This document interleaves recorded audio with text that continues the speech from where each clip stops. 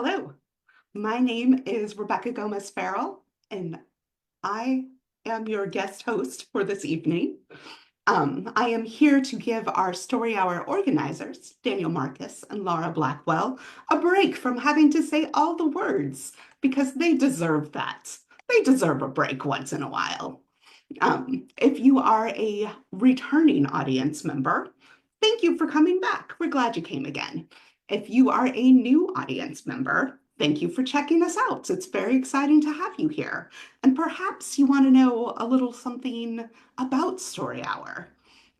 Daniel Marcus, one of the co-organizers I already mentioned, started Story Hour when we were in the midst of the first pandemic wave. And it was really just a way to connect writers and readers over sharing a story and to keep us in a community together. And I think that's beautiful. And it's been going on every single Wednesday night, almost every, I'm sure you've maybe missed a couple, but almost every single Wednesday night since then, which is amazing, especially if you've ever been an event organizer, that you can actually be that consistent and go for that long. Well done. Well done. As our authors read tonight, if you are joining us here on Zoom, you are more than welcome to leave comments on the stories that you are hearing in the chat. If you are on Facebook Live, you are welcome to leave comments over on Facebook, but we can't guarantee you that we're going to be reading those ones right away. But I'm sure our authors will love to hear your thoughts after our program is done tonight. Every story hour is two authors sharing with us their work. They each get a nice half-hour slot. And our authors tonight are Karl Dandenell and Elad Haber. We decided that Elad would go first. We're being very kind since he is on the East Coast and the rest of us are West Coasters. So let me go ahead and get things rolling and properly introduce Elad to you. Elad Haber has been quietly publishing science fiction for more than 20 years. He attended the Clarion East Science Fiction and Fantasy Writers Workshop when he was just 18 years old. You might find his stories in various forgotten corners of the internet or in the dusty backrooms of basement bookstores. Sounds like a fun treasure hunt to me. He has recent publications from Lightspeed Magazine, the Simultaneous Times podcast, and Underland Arcana. His debut short story collection, The World Outside, was published by Underland Press in July 2024, which is very recent. Congratulations. And now, the floor is yours, Elad. Thank you so much, Becca.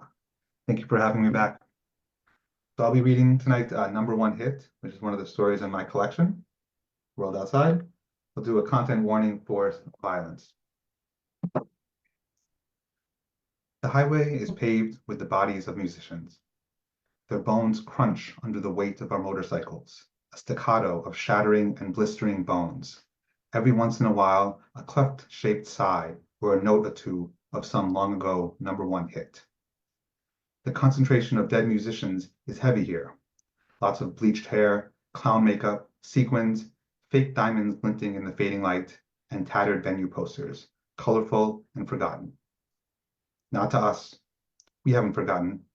We're salvagers, musical pickers, historians with a good ear. The front bike slows, and so does the other five, wheezy engines and clattering brakes kicking up an ominous intro. Got something on the sensors, says Burr up at the front. He lets one meaty paw off his handles and grabs his sensor doohickey to show me, as if I could read the tiny screen from my bike, as if he already knows I'm not going to trust him. I don't hear nothing, I say. We all cut our engines, a song rudely interrupted mid-track, and listen. There's the wind, the tin of our bikes cooling down, and the far-off cry of a person or animal dying. Then I hear it, a guitar, just the faintest hint of twang, strings angling like a harp. I look back at my people. As silent as we can, we get off our bikes and grab our weapons. Burr, big beast of a man, points towards a collection of towers a few minutes' walk from the highway. We get into a loose defensive formation and start towards it, two men staying behind with the bikes. On the side of the road, Away from the clutter of the highway is only gray rock. Trees are of the dying or on the floor variety. As we get closer to the towers, the clutter underfoot resumes with pieces of ancient equipment, keyboards and mice, splintered cabling, and even some old telephones. We try to avoid making noise. We want it to be quiet so we can hear if there's any. There it is again, the guitar, this time accompanied by a beat. Just a classic Casio preset, but it's enough to get our spirits up. We give each other genuine smiles before continuing forward, our guns out. Watch for lurkers, I warn as we enter the area of shadows. The towers are really server racks full of computers with crisscrossing multicolored cables. Some are large like statues. Others are half destroyed and leaning like Pisa. The equipment within are in varying stages of destruction. Once this collection of computers ran the world or hosted some banking software or porn website. All the rows full of blinking green lights. Those lights have been out for decades now. The domain names long forgotten jokes ending with a .net or a .com.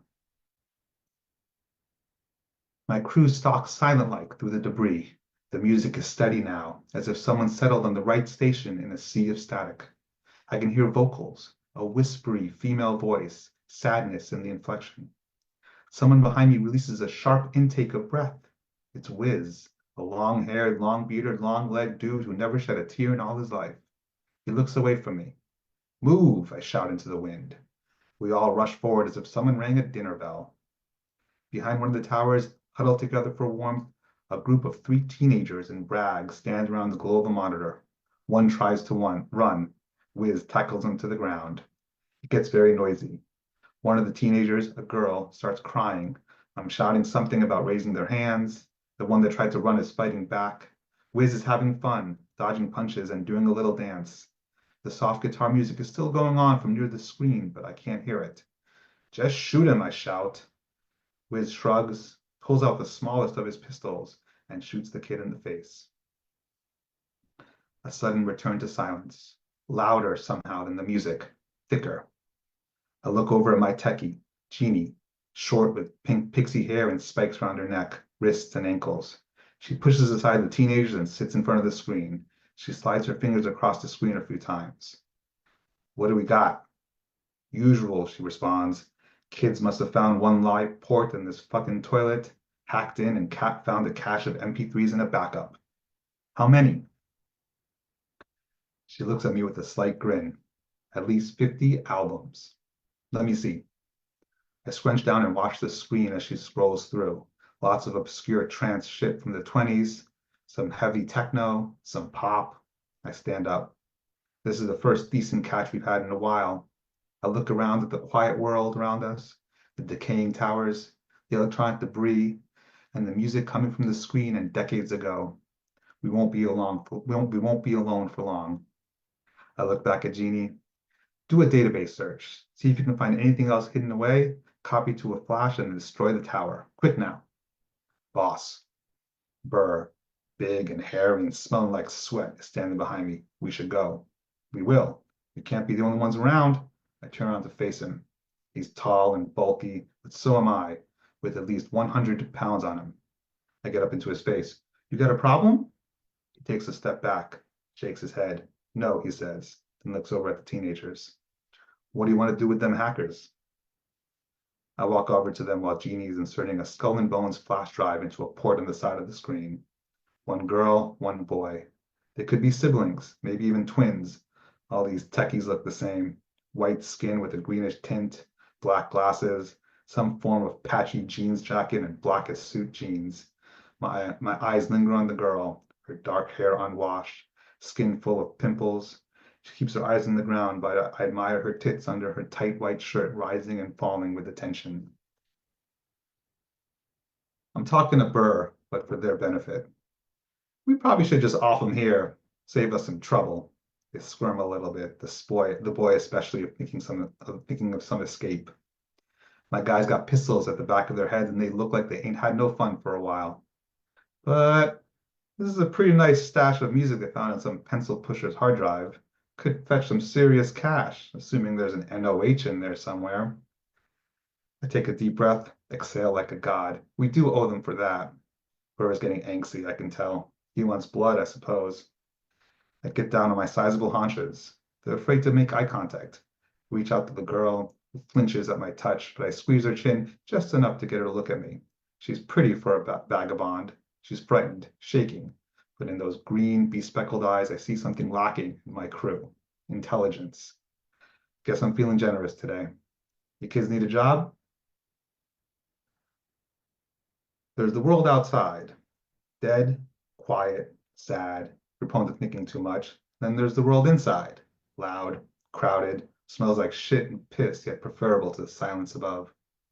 We roll down the big dirt ramp into the underground city, my bike in the lead, destitutes crowding the road, carrying sacks of food or possibly family heirlooms.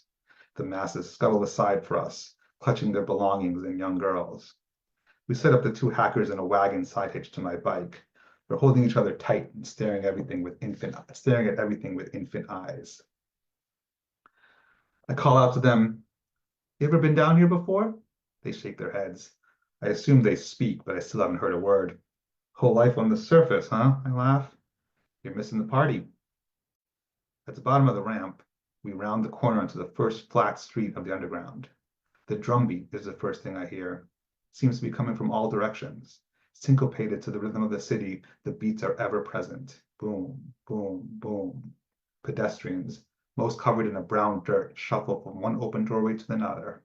Hand-painted signs like grocer or weapons hang over every other doorway. Ladies in open windows open their shutters and then close them again. A couple argues in harsh tones, their arm movements like a dance. The sound of our bikes, so clear in the desert above, is lost in the din of everything around us. We ride slowly, our engines barely a whisper, towards the center of the city. This is all housing, I say, feeling the need to educate. I motion to the 1 or 2-story mud brick buildings. Not much to look at, but these structures can hold dozens of people. They sleep 20 or 30 in a room. It smells bad, but it's safe. As we get closer, the streets get thinner and the sounds more erratic. No longer the steady beating of a heart, no longer the steady beating heart of a city, but instead the occasional shriek or heavy breathing, a window slammed closed, or a muffled scream of a baby or a dog. We're getting close to the hub now. I can see it through the break in the small buildings, the tallest structure in this quote-unquote city, a piecemeal hovel that somehow stretches 5 or 6 stories high, made of a latticework pattern of different building materials, the center of all roads and commerce in this place. We don't go any closer than we need to. I slow down in front of a small building, some walls actual brick, most just ash-covered clay. Above the door, a printed sign in a flowery font reads, "Wanderers." The place brings a white smile to my black heart. Inside, it's straight out of a make-believe fantasy inn. Big wooden bar at the back with animal heads hanging from the rafters, tables full of gruff-looking son of a bitches huddled over steel pitchers, planning and gossiping. Jeannie goes straight to the barkeep to make arrangements. Some of my guys see long-lost friends and disappear into the corners. Burr and the kids stay with me near the entrance. The eyes of the patrons are on me. I let them soak me in for a while. Finally, I move towards a nearby table. 2 sad sacks are sharing a single ale. I wait wordlessly until they scuffle away, and I move in to claim a seat at the table. It's a good table with a view of the front and the bar. I nod at the 2 hackers, and they sit down across from me. Burr, full of nervous energy, is still standing behind me. "Boss," he says. I ignore him. "Boss," he says again loud. "It's been too long, boss." "Fine," I say, throwing a hand up. "Have fun." He walks over to the other side of the table and whispers something to the hacker girl. Then he pulls one of his huge arms around her chest and lifts her up. She tries to struggle her 90-ish pounds against Burr's 200 and plus and fails very quickly. She looks at me for help. "Calm down, baby," I tell her with a wink.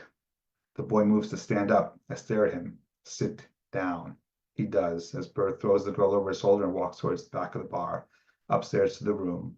"Don't worry," I tell the kid. "He's not going to hurt her." I can't help but smile. "Well, not that much." Jeannie comes to the table carrying some drinks. "Arrangements made, boss," he says. "We got the whole top floor." "Perfect," I say, grabbing for one of the steel mugs. At the top is a brown foam, a good sign. I take a long, deep drink, finishing at least half of the cup. It's good beer, fresh. Jeannie grins and walks away. The kid is staring at me, his eyes like fire. Don't be such a fucking prude, I tell him, finishing my first drink. I reach for another. Is she your girlfriend? No, he says. So what's the problem? Doesn't have an answer. I smile, buzzing. Ask him, you have a name or should I make one up for you? Tim, he deadpans. I laugh and tighten an imaginary necktie. Tim, serious name for a serious guy. How old are you, Timmy? 17. A little bit of compassion fills me. Born post-crash. You have no idea what the world used to be like. I've seen pictures. Humph, I'm sure you have. I look away at the sad faces of other people in this place. You have no idea what we've lost. Inspired, I reach into my jacket, into one of the many crudely stitched inner pockets, and pull out a worn paperback. Its pages are yellow with age. The cover is secured with Scotch tape. It's an English language version of 100 Years of Solitude. Do you see this book? I asked the kid. Do you know how many people all over the world have read this book? Could you even imagine a number so high? Millions of people in hundreds of languages all across this planet read this book. There will never be another book like this ever again. It's like the music we salvage. It's special because it's kind of an extinct species. But, says Timmy, suddenly brave, people can still write. People can still make music. Yes, but no one does. Not for a long time. Later, I stumble my way up the creaky wooden steps to the top floor. It's late, and I'm vaguely aware that I may be waking up the building with my drunken footsteps, but I don't really care. Up at the top floor, in the shadows at the end of the hall, Horst stands up, nods to me. He's on watch, making sure no thieves come by our rooms, but his cheeks are red and his eyes are a bit more cloudy than usual. He's been drinking. I should be upset, but I'm not. I walk to the only room with an open door. My bags, a half dozen tattered shells I usually hang on my bike, are set up carefully on a desk. I rummage through them, through yellow newspapers and bullet casings and tar-smelling clothes, until I found an ancient cassette player. It's just a black box, scratched up like crazy, but it means everything to me. I rummage again, this time pulling out small in-ear headphones that were once white, now a dirty beige. I go into my bags again, shoving my hands in the stickiest corners of the bags until I pull out two small cylinders. I push open the slot on the back of the player with my thumb and insert the batteries into the player one at a time. Exhausted by the search, I fall onto the tired structure this place calls a bed. It seems to be made of straw and wood, but it's more comfortable than bare rock, which I know from painful experience. I clutch the box in my hand. Slowly, I reach into my jacket and grab a scratched up cassette, a souvenir from one of my first raids, and place it carefully into the player. I put the headphones into my ears and close my eyes. Music fills my world. I feel like I can touch it. The next day, and my head hurts like a bitch. I drink 2 cups of coffee downstairs before going up to fetch my gear. By nightfall, we'll be out of this town and on to the next one. That's always the plan. My guys get their bikes loaded up and ready in the alley beside the Wanderers Inn. Timmy and the hacker girl stay close together. She looks tired. Jeannie, Whir, and Burr surround me as I load up my bike. They're full of questions. Who's going? Who you taking? Can I come, boss? See, the hub is like an exclusive club from back when society was segmented by class. Only certain people can enter the hub, and they can only bring 1 or 2 guests. It keeps the riffraff out, and the goings-on behind the door is a mystery to the normal people. Every underground city has a hub, and they're all connected through what's left of the world's internet. That last part is kind of a secret. Most people think the internet's been dead since the crash. People better off that way, in my opinion. I've taken each of my top 3 to different hubs through our journeys, but I'm still feeling generous. I silence the 3 of them with a look and say, I'm taking the newbies. What? They shout it was one and follow up with some choice expletives about me and my mother, something about a dog. I smile at them and walk over to the kids. Timmy, I say, straightens up, looks at me with those small, frightened eyes. The girl, whose name I learned is Emma, looks at the floor. You and the girl are with me. They share an infectious smile. Good, I say, slapping my hand on a nearby wall. This will be fun. They follow me back to my bike. I feel the need to educate these two, to spread my hard-earned knowledge on non-knuckleheads like my usual crew. They position themselves into the cab, and I jump on my bike, revving the engine to get it going. The hub casts no shadow in this subterranean world, but I can feel its pull from here. On the short ride over, I'm quiet. My sudden need to pontificate is replaced by the danger and dread of our destination. The guards at the gate raise their hands in greeting. They're wearing helmets with dark visors that obscure their features.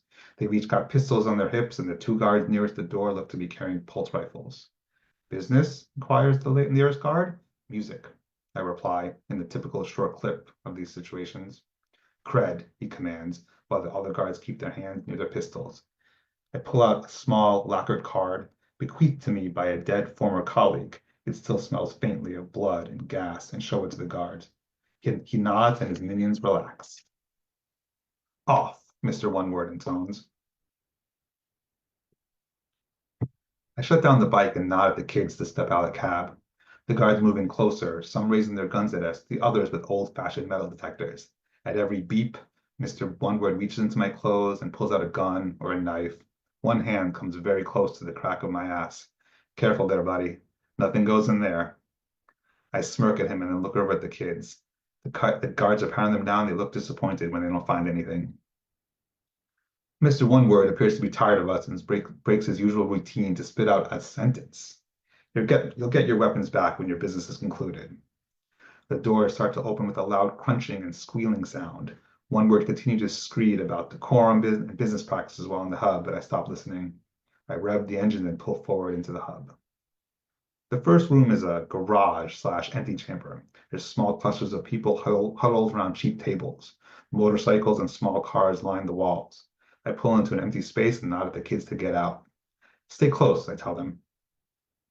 Near the elevators, there's boards filled with chalk scribblings. Only some of it makes sense to me, certain acronyms highlighted in my mind's eyes, a small pound of sanity in an insane display. There's 5 elevator banks, but each of them only goes to certain floors. By following the lines of chalk from the letters NOH to a floor number, I see we need to go to the 4th floor, 2nd section. I stare at the Roman numerals over the elevators. Emma brushes past me. This way, she says. I almost protest, but realize a second later she's heading in the right direction. I give her a long stare while waiting for the next car to arrive. She shrugs at me. I like codes, she says. The elevator door opens and a dozen people step out, some smiling, some downtrodden. Twice that amount of people, myself included, push ourselves into the large steel box. It's cramped and the air is thin. Emmy and Timmy are right up against my belly. They have to bend their backs to fit in the space. When the elevator lurches forward, the lights flicker and threaten to die, but don't. After a short ride, the door opens again. Inside the heart of the hub, it's like a Vegas casino from the world that was. There's activity everywhere, lights and sounds and smells. Girls in tight bodices walk around smiling at strangers. Guys in suits that show their muscles move slowly about the crowd. And hanging from the ceiling, screens full of fast-moving codes and numbers, a stock ticker for antiques. This is the most active and colorful of all the hubs I've been to. It's like a party where everyone is toasting the past, or a funeral. Every few feet is a large oval-shaped table with 4 or 5 screens spaced judiciously apart. In the center of the oval, a stern-looking individual squints at the figures behind the screens. Overseers. They're the judges of the deals. They decide what's fair or not and finish off the deal. They always take their 10%. Emma and Timmy are frozen in place, wide-eyed like children. Come on, I tell them, pushing past. This way. Each oval is themed in a certain way. Some trade in movies, those ancient forms of entertainment that seem to fill up most people's lives. Some trade in TV, the equivalent of food for the previous generations. They gobbled up hours of the stuff every day. But the most exclusive ovals, those that interest me the most, deal in music. Music is the sound of nature as translated by the human experience. It has no equal. The music oval is off near the edge of the massive floor. The mass of crowds is thinner here, although it's still a little too busy for my tastes. I sit at an unoccupied screen, the hacker kids hanging out behind me, scoping out the area like they're my bodyguards. I pull the skull and bones stick from my jacket and insert into one of the many hidden ports behind the screen. The overseer walks over to me. They all look so much alike and might be a robot, but it seems like a man with a thick Texan accent. Buying or selling, he asks. Selling. He nods, presses a hidden key, and walks away. On the screen, the list of newly acquired songs scrolls by on the right side. The system checks file names versus data, verifying things like sound quality and legitimacy of titles. Slowly, numbers appear by the song titles, going rates of songs by that artist or time period or genre on the global exchange. This is the waiting phase. My cache is being submitted to hundreds, if not thousands, of other consoles and other hubs for the personal screens of rich collectors in the few remaining cities in nicer parts of the world. Near one of the titles, a small red exclamation point appears. The system has flagged the song as an NOH. Once, for a brief moment in time, this song was the #1 hit of a world that no longer exists. Bids start to come in. I start clicking through them as fast as I can, ignoring everything except the top price, which keeps rising. I hear a grumble beside me. I look away from my work. Emma is staring at me with an angry look. You think you can do this better than me? I challenge her. I know I can. I stare at her eyes. That hungry knowledge is still back there, despite whatever my boy Burr did to her last night. Fine, I say, and give her my chair. She sits down with a flourish and starts sliding her fingers across the screen like a pianist doing Mozart. Another red exclamation point appears near another song, and Emma is already comboing that piece with the first one. The big number at the top of the screen, my possible profit, keeps jumping by hundreds of dollars. She's ignoring the top bidders and pushing the middle ground bids to drive up demand. Other songs, not with exclamation points, but by the same artist, are suddenly in the triple digits. If there was music in this place, I'd be dancing. I glance at the overseer, who seems very interested in Emma. He's hovering near her, one eye on her and one on his secret screen. Passerbys pause when they see the girl with the magic fingers. A few linger. I shove a few out of the way while blocking the view of others. I don't like the attention, and the girl is gathering some. Even other bidders in the oval are glancing up from their screens to peer curiously in her direction. Then I see the number at the top of her screen. More money than I've ever seen in my life. Somehow she's taking 2 NOHs and a handful of obscure shit and turned it into a major score. I feel my dick getting hard and my breath tightening up. I feel proud of my decision to bring the kids to the hub and amazed at my foresight not to kill them in the fields. The overseer, perhaps tiring of Emma's cleavage or the sudden crowd, chimes in. Final bids are in. Sell or leave. Emma looks back at me. She's also breathing hard, sweat pooling around her temples and dripping down her cheeks. I smile at her. Let it ride, baby. She slaps the screen a big red icon that says sell in bold. There's a bit of a cheer that comes from the crowd. Even the overseer cracks a smile. Your winnings are on the way, he says, that accent morphing winnings to wannings.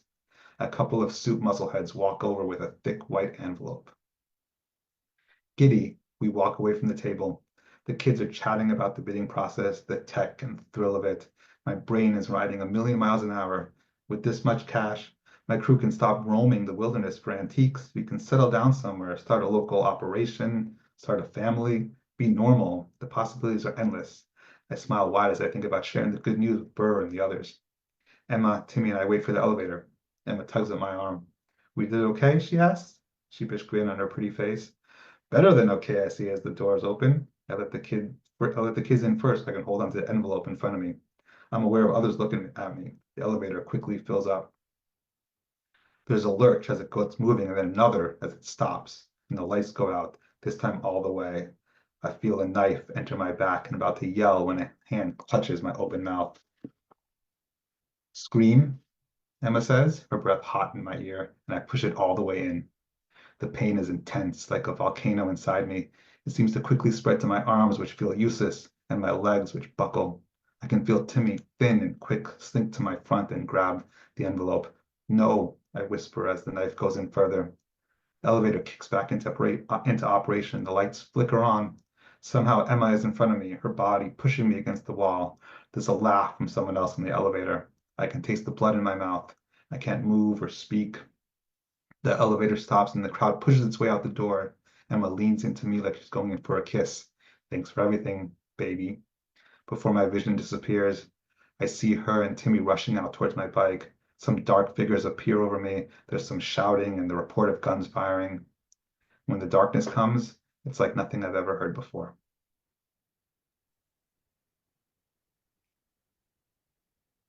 Thank you so much. Thank you so much for sharing that, Elad. That was honestly your opening details were beautiful, setting us in this dead world with debris and dead musicians that just like set it all up perfectly. And I loved the irony of the line of if there was music in this place, I'd be dancing as he's selling, remnants of music that are left. I thought that was really nicely done. Thank you for that story. You're very welcome. Thank you. We will head over to our second writer now of the evening, which is Karl Dandenell. Let me properly introduce Karl to you. Karl is a graduate of Viable Paradise and a full member of the Science Fiction and Fantasy Writers Association. He and his family, plus their cat overlords, live on an island near San Francisco, famous for its Victorian architecture and low speed limits. It also has a great beach, for the record. His preferred drinks are strong black tea and distilled spirits, mostly whiskey. Karl's fiction and poetry have appeared in publications and podcasts in the United States, Canada, and Great Britain. You can see more of his writing at www.firewombats.com. Yes, I said firewombats.com. The floor is yours, Karl. Thank you so much. And thank you for the wonderful story to lead me in. We're going to slow things down a little bit on my piece. So this is Jizo Rides the Bus. It appeared in the anthology of Strange Religion, and I believe there's a link in the chat to acquire a copy.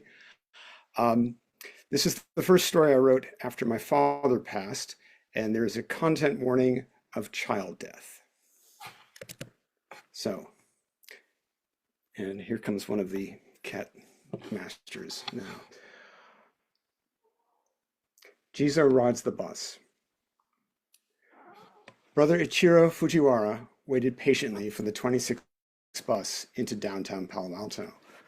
While Ichiro was a recognized incarnation of Juzu Busatsu, the spiritual protector of children who die before their parents, the monk didn't go around announcing himself as such. That would be rude.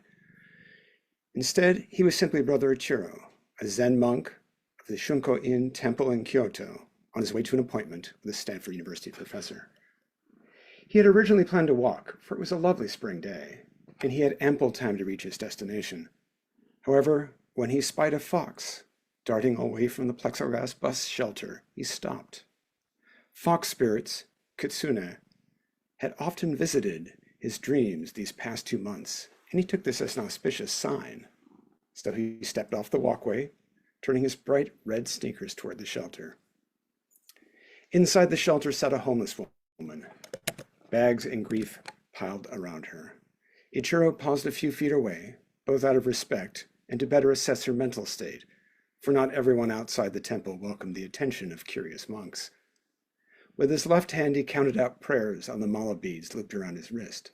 With his right, he gestured to the empty space on the bench. "May I sit here?" he said in English. He then repeated himself in Japanese and Mandarin, pausing a moment each time to gauge her reaction. While he spoke, her eyes flittered over him, taking in his shaved head, his robes, his shoulder bag, and his walking staff. After a moment, her eyes blinked slowly. "Sure." She pulled her shopping carts closer. It tinkled with recycling and smelled of stale beer. Her own odor was less pleasant. Ichiro thanked her and sat down, adjusting his shoulder bag. The iron rings tied to his staff jingled, a pleasant sound against the hum of electric vehicles in the street. "Are you a monk?" the woman asked. "Yes, I'm Brother Ichiro. What's your name?" "Lily." "How lovely. I don't have one of those, but will this do?" He reached into his robes and brought out a single California poppy, as red as his shoes. "Neat trick," said Lily. "Years of practice," he responded, handing her the poppy. She sat up straight. "Thanks. Do you have any money? I need to take the bus to the cemetery, and I'm a little short." "I will gladly share what I have so we can both get to the cemetery. It's important to take care of the dead." "Are you visiting a family grave?" "I'm doing a sort of pilgrimage," he said, "part of which includes stopping at cemeteries whenever the opportunity arises." He thought that would be more acceptable than, "I'm following supernatural beings who look like foxes." "Who are you visiting?" Lily retrieved a faded photo from one of her plastic shopping bags. "Hector, my boy."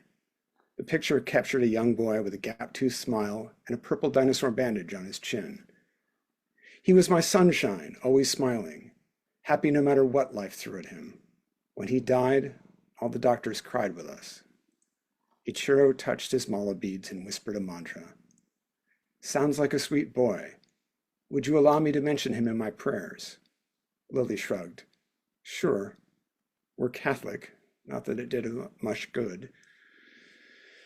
The bus announced itself with a squealing of brakes and puffs of water vapor from its fuel cell. Lily hefted 2 shopping bags and lumbered up the stairs, leaving the garbage bags and the shopping cart behind. What about your things? Asked Ichiro.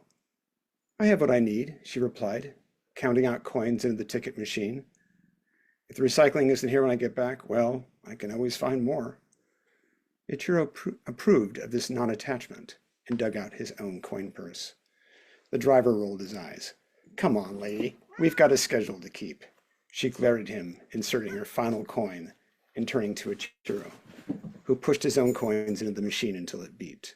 He started to add more for his own ticket, but the driver waved him forward. Lily took a seat in the front. The other passengers quickly moved away. One man sniffed audibly and grabbed a hanging strap, barely pausing in his furious typing on a keyboard strapped to his thigh. Ichiro could understand his reaction. Lily apparently didn't have regular access to soap and water. I don't know what I'm going to do next year when they stop taking cash, she said. Won't the bus be free then? That was common practice in many places he'd visited. No, you'll have to pay on your phone or from your ID card. It sounds like you don't have either of those. I don't want any more connections to the world, Lily said, glancing at the display over the driver's head. Ichiro looked up as well. The display changed as the bus moved, marking the route, the next stop, the weather, and nearby points of interest. There were also ads for genetic testing, linguistics programming, and paid drug trials. The world is certainly a distraction, he said. Still, sometimes we must interact with it. We need food and shelter, and sometimes transportation. Walking from Japan would have been very slow, not to mention difficult. She turned to him. Your first time in California? Yes, he replied, in this incarnation. So what brings you here? Then she added, this time. Ichiro smiled and pulled a much-folded newspaper from his bag. It was printed on old-fashioned bamboo and lacked any sort of network interface. Dr. Jinping Li. The newspaper said he claims to have stumbled across multiple universes overlapping our own. The picture nestled among columns of kanji showing a man in his 50s standing next to an MRI machine that filled most of the frame. I wrote him a letter asking for more information, and his reply intrigued me. Ichiro had also had several dreams involving Dr. Li that convinced him that he needed to come to Palo Alto and see the man in person. When he offered to discuss his work, I found my way here. Hector spent a lot of time sitting in one of those things after he got sick, said Lily, poking at the newspaper. I spent a lot of time biting my nails. That must have been very difficult. She pursed her lips and looked out the window. I visit him every Friday now, she said, rain or shine. I tell him about my week and the people I meet, and then he tells me about the cemetery and the other children there. Ichiro crinkled his eyes. It's good that he has company. I look forward to seeing this cemetery. If you go at the right time, you'll see foxes. I think a family lives on the grounds. She stood. This is my stop. Ichiro produced a deep gold poppy from his robe. Could I ask you to place this on his grave? Sure. She took the flower. He had a baseball jersey this color. Oakland A's. The business park containing Lee Research, Inc. also featured a 3D printing shop, an insurance office, a carpet cleaning business, and several software startups. Ichiro followed the kiosk map from the parking lot, past several benches where people were taking coffee breaks or conducting meetings through augmented reality goggles. Their one-sided conversations occasionally clashed, like wakes from passing boats. When Ichiro reached the correct suite, he rang the bell. The door buzzed open, revealing a tiny waiting room with a sofa, a chair, and a neat shrine dedicated to Gai-yin, the bodhisattva of compassion. The shrine contained a small white marble statue, a bowl of fruit, a vase of cut flowers, and a framed photo of an infant girl garbed in a traditional Hanfu dress. In the photo, She was chewing on her decorative fan. Ichiro bowed to the statue. "Hello, old friend," he whispered. A moment later, the door opposite him was opened by a middle-aged man dressed in a dark t-shirt, blazer, and jeans. He was also plainly wearing a cuirass of grief, protecting his heart. "I'm Dr. Lee." He began to extend a hand, thought better of it, and offered a bow. "You must be Brother Ichiro." "Pleased to meet you, Doctor." Ichiro returned the bow, then put out his own hand. Jinping laughed and took it, shaking it vigorously. "We're down the hall."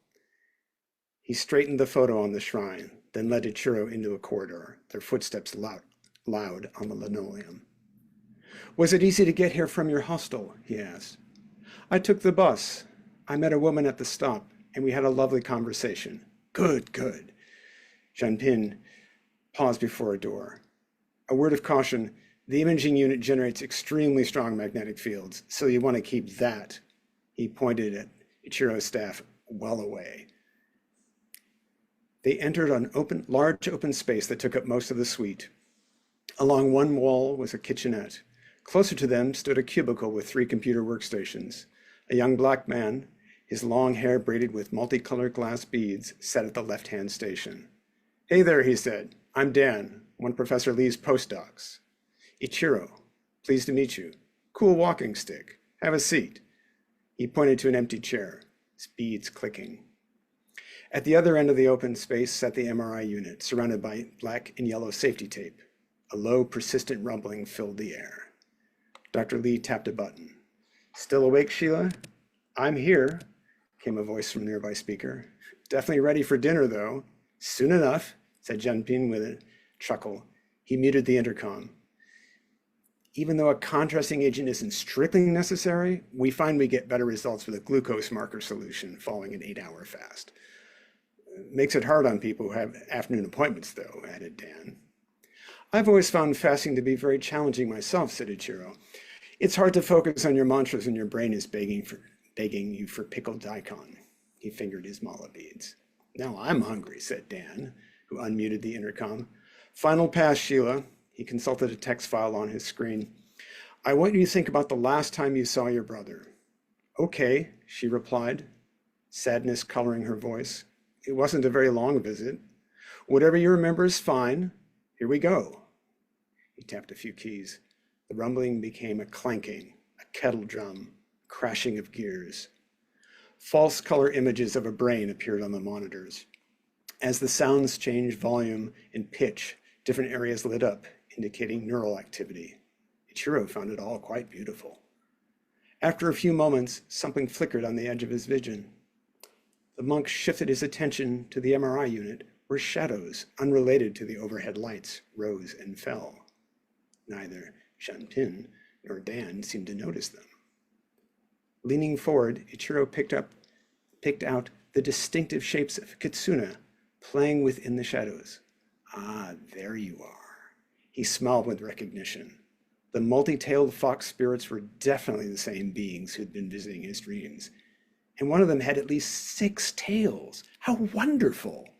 If such an ancient, venerable being had taken an interest in Dr. Lee's work, then Ichiro had made the correct decision in coming here. The imager fell silent. The shadows fled, taking the fox spirits with them.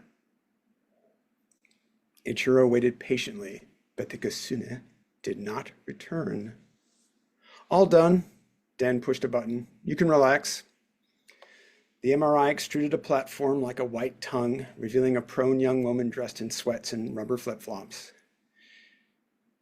"Dan, can you record her statement in the office?" said Dr. Lee. "Sure thing." Shen Li turned to Ichiro. "Oh, I'm a terrible host," he said. "I should have offered you something when you arrived. Are you hungry? Thirsty? Tea would be nice." The researcher took Ichiro to the kitchenette, switched on the light, and filled up an electric kettle. While it was heating, he rummaged through the cabinets for a pair of clean mugs and some tea bags. After the kettle boiled, he filled both mugs, handing one to Ichiro. "So what do you think?" "Even if I didn't understand the science, which I honestly don't, I appreciate the experience. Thank you," said Ichiro. He carefully removed his tea bag and dropped it into a nearby compost bin. It's fascinating to see the brain at work. It is fascinating, isn't it? Jinping blew on his tea, then sipped it. I was trying to recreate another researcher's experiment that focused MRI as a memory aid, and then I came across something odd. If you stimulated the brain with magnetic fields just so, some test subjects were able to recall existing memories as well as new memories that apparently branched off from that point of their life. Take Sheila. Her brother Les had enlisted in the army and was deployed to South Korea. Unfortunately, his transport crashed into the East China Sea, killing everyone aboard. Ichiro nodded. There were 5 observers from the Japanese self-defense forces aboard that aircraft. We sang 108 days of mantras for them and the others. Here's the thing, continued Jinping. During Sheila's initial interview, she had very poor recall of the event. Subsequent to her time in the MRI, however, she recalled a very different experience. In these new memories, she told us that Les had broken his ankle during training, which caused him to miss his unit's deployment. In her mind, her brother was still alive. Ichiro raised his eyebrows. Are you suggesting the machine altered her memories? That's one hypothesis, said Jinping, sipping his tea.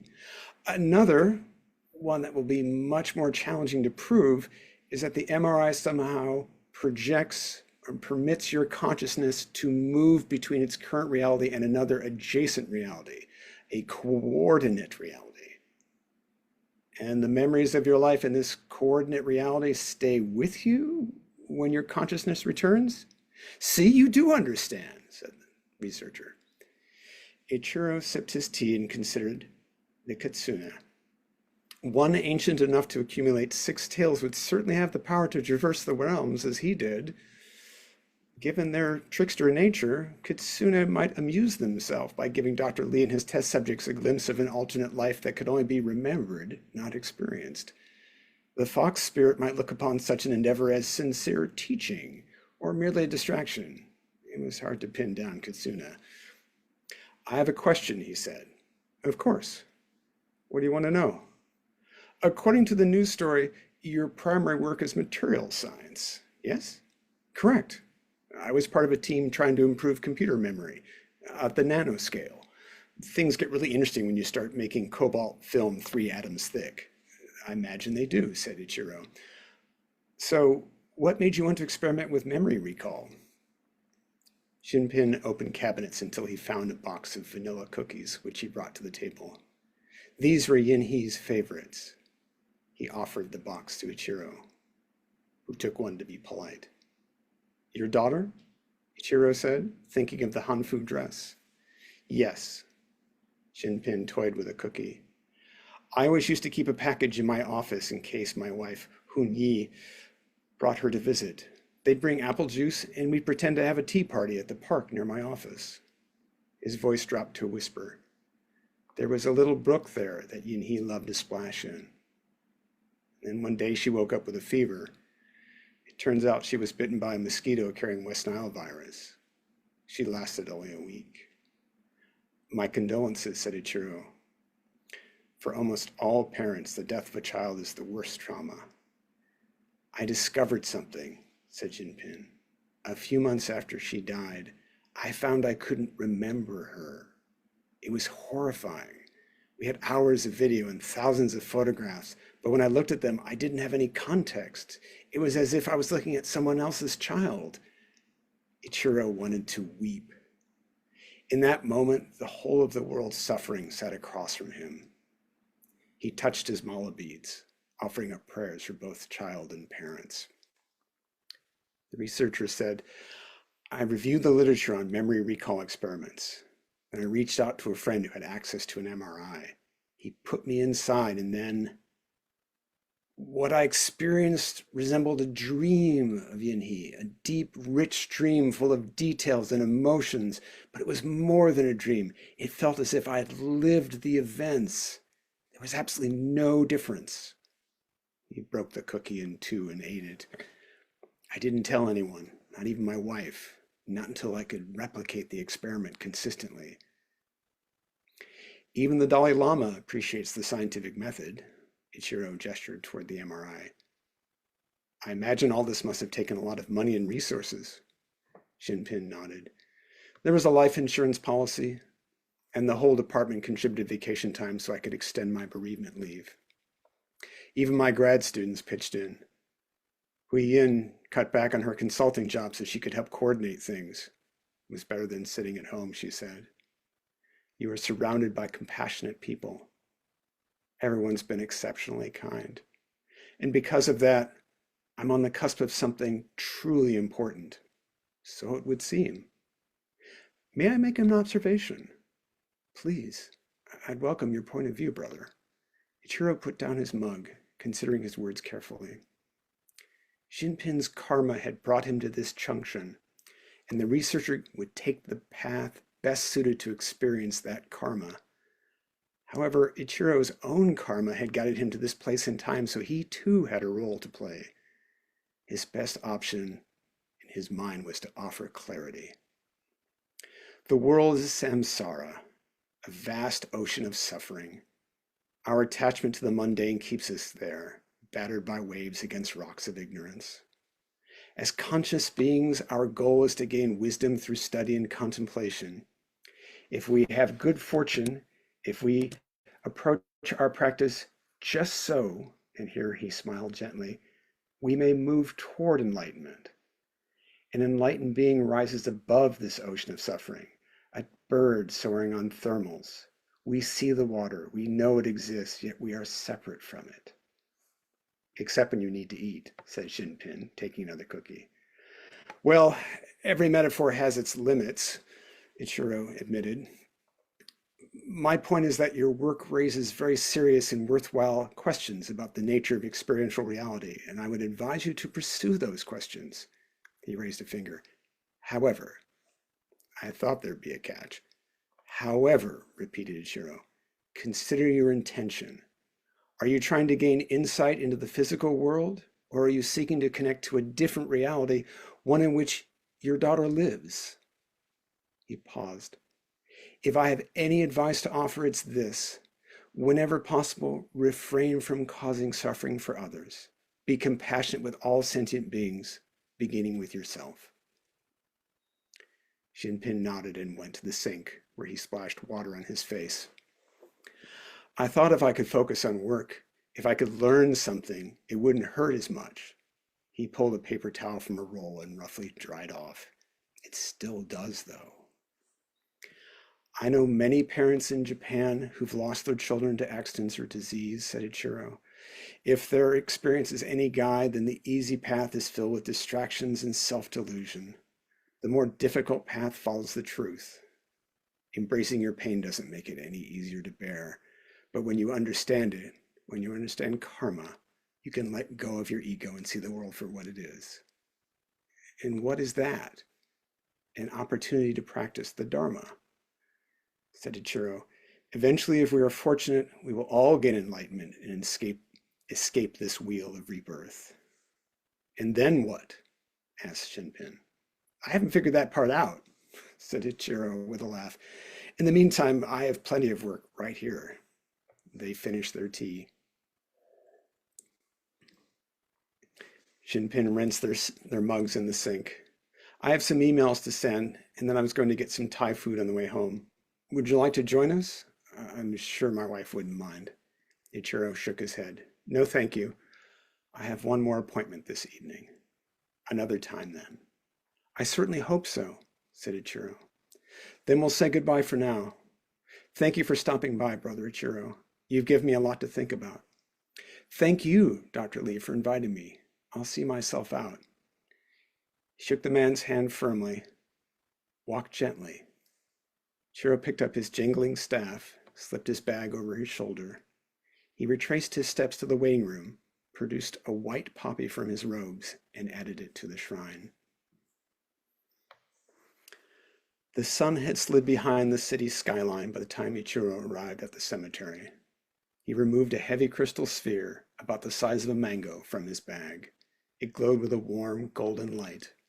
Holding the gem in his left palm, he moved into the cemetery proper. Within a few minutes, the sounds of the city faded. The jingling of the bells on Ichiro's staff warned the small animals and insects of his presence, and they fled, seeking safety in holes and trees. The gravel path was left to his red sneakers in the shadows of Kitsune. They darted between the shrubs and trees, their tails flickering into view, then disappearing just as quickly. At times they tussled in mock wrestling. Other times they stopped and investigated something on the path. Ichiro followed them. The lawn smelled of recent cutting. Despite the drought, the grass and shrubs were vibrant and healthy, indicating an extensive irrigation system. Ichiro had noticed that as he moved through California. Water was another form of currency, another indicator of wealth, another attachment to samsara. Eventually, the Kitsune led him to an area of family plots. Tucked amid the stones honoring beloved fathers and cherished wives were smaller markers, announcing a different sort of grief. There were cartoon-like figures decorating the area, smiling dogs, curious cats, majestic horses, and the occasional unicorn. All this effort to create a happy space only underscored the stark information carved in sharp relief. Charlie Stewart, January 4, 2030, January 5, 2030. Harry Smith, March 12, 2029, October 30th, 2029. The elder's Kitsune, its 6 tails fanned out behind it peacock-like, manifested in front of Ichiro. It paused to scratch an ear, then slowly turned to face his right. As it faded from view, the monk looked in that direction and saw the marker. Yi He Lin Li, July 1, 2026, August 1st, 2029. He stepped closer and bowed. It's all right, Yin-Yi. You can come out. A spark rose from the ground, growing and expanding until it resolved itself. A girl's soul painted with starlight. It hovered before him, emulating a tiny ballerina. You must have had excellent karma indeed to be born into the human realm, Ichiro said. Unfortunately, this wasn't your time. I'm here to take you to the Pure Land, where you can rest for a while. Then, when you're ready, you can come back and try again. What do you think? The soul floated closer. Ichiro loosened his outer robe and it slipped inside, nestling next to his ribs. For a moment he worried his sweaty robes might offend, then chided himself. It was the soul, beyond such things. Shall we see if anyone else wishes to accompany us? Ichiro walked up and down each row, collecting souls until they filled his bag, his pockets, and clung to his sleeves. The Kitsune did not return. Then he spied a single golden poppy laid across a stone tablet adorned with angels. Hector Gonzalez Ruiz Delgado, called back to heaven, May 15th, 2028. Hello, Hector. A soul emerged from the ground, a flickering candle. I met your mother on the bus today. She loves you a great deal. Ichiro sat on the grass, tucking his feet underneath. I don't know if she believes in the Buddha, but I'm pretty sure she would want you to be happy after everything you've been through. He extended an open palm. I can take you someplace safe where you can rest before continuing your journey. The soul clung to the tablet stone. Or you can stay here. There's no rush, said Ichiro, standing and taking up his staff. I travel between the realms as often as I can, and when I do, there's always room for one more. He raised his hand in blessing and farewell, then walked onward, deeper into the cemetery. He knew he'd see Hector again. Such unaccompanied souls often lost their way between the human realm and the Pure Land. And when they did, Ichiro found them. He had to. He'd sworn an oath not to rest nor enter nirvana until all those suffering in the hell realms were rescued and brought to enlightenment. As enticing and attractive as some of those realms were, the God realm was a particularly beautiful prison filled with palaces and all manner of feasts and pleasures. Ichiro could see their true emptiness, just as he was able to see the emptiness of the phantom memories generated within Dr. Lee's MRI. Though the Kitsune might have been tweaking Ichiro's nose at times, their actions were, on the whole, wise and considered. Ichiro dedicated the merit of the Kitsune who had led him there, and he thanked them for the opportunity to fulfill his oath. Dr. Lee possessed great potential for enlightenment. What the researcher needed was fertile ground in the right path. Ichiro would gladly assist with both. What other purpose was there to this existence? With a smile on his lips, Ichiro began to sing a new mantra and headed for the last row of tombstones. Light from his gem picked out a knitted cap on a miniature sundial. The yarn in the cap matched his red shoes. He tried on the hat. It was a perfect fit. It rested soft and warm against his bare scalp. "Thank you," he said, and dedicated the merit of his unseen benefactor. He raised the gem a final time. Rays of rainbow light leapt forth, forming a path. Brother Ichiro Fujiwara, the Jizo Busatsu, stepped onto the path, leaving the human realm behind. For now. Thank you. Thank you so much for that, Carl. What the beautiful ending I didn't know you were leading to, and like those last few scenes and going through the graveyards. I have a somewhat similar story in that regard, and I just love that sort of imagery. And yeah, I think you had a line of the harsh information carved in sharp relief was really nice for me in there. Laura suggested in the chat that karma may in fact be the shared theme of the evening, as Story Hour often ends up with unexpected connections. Elad's story having just desserts in karma, and yours dealing with karma very directly. I'm slightly less profound in that I just enjoy the concept of having an MRI and encountering fox spirits while doing so. So I look forward to that happening someday. If it doesn't happen, I'm holding you accountable. So thank you for your readings tonight. Next week, our readers are going to be Marion Deeds and Cliff Winnick, which is very exciting. We do recommend that you check storyhour2020.com before coming to the program, just in case any details change in the meantime. And if you want to watch any of the past programs of Story Hour, the best place to go is the Story Hour Facebook page, where there is an archive of all of the videos of past Story Hours. And there are almost 5 years worth at this point. So there's plenty to look at. So I want to give one more thank you to our authors tonight, Karl Dandenell and Elad Haber. Thank you so much for being here and sharing your work with us. I also want to thank Laura Blackwell and Daniel Marcus for organizing Story Hour week after week after week, which is amazing work. Thank you so much. It's a service to the speculative fiction community, and we appreciate it. Thank you, Becca, for hosting tonight. You're welcome. And I also just want to thank the audience for coming out tonight. And now I am going to get a second glass of wine, contemplate some stories that I just heard tonight a little bit longer, and I hope you have a lovely evening as well. Good night from Story.